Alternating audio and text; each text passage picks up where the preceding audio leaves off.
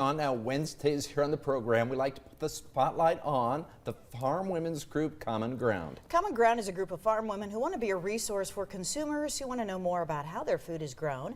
Joining us now is Karol Swan from the Columbus area. Nice to have you here, Carol. Well, it's good to be here. It's always fun. Good. I get a crop tour on the way down. Check things out. And how are things looking? Well, better than I thought. You know, with the drought, because that's what we were going to talk about today is drought conditions. But I think, you know, a lot of these hybrids have been developed to be pretty drought resistant, drought tolerant, and there's some little beans out there that kind of look kind of tough, but overall it didn't look too bad.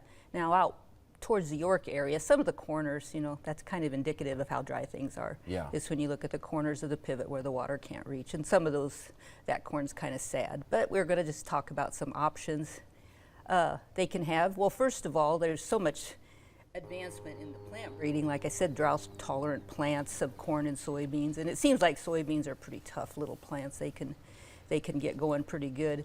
And our drought area, it seems like it's just a relatively small area, and as Brad said, there was going to be some more rainfall perhaps, so maybe it won't, you know, the droughts and crop growth might get a little boost on the dry land.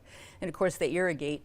Surprisingly, our crop specialist from York County talked about the problems with irrigation.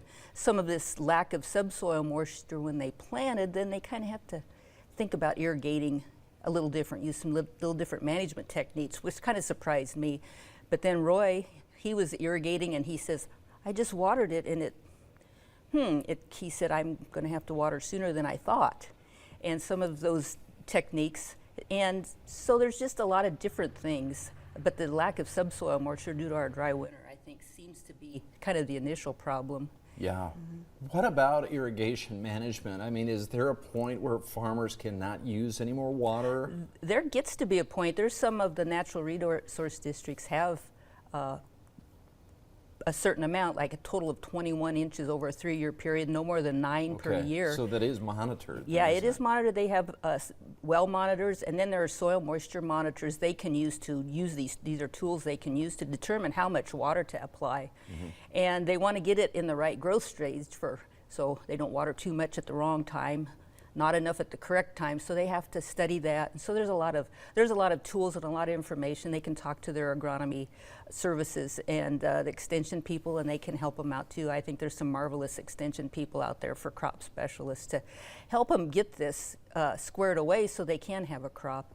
And the dryland people, as I came down, I thought, well, some of this dryland corn looks still pretty good around Lincoln here. And of course, points west, they all irrigate. But you think about their pastures and their hay land, you know, for the cattle producers, are going to have to search other options. Yeah.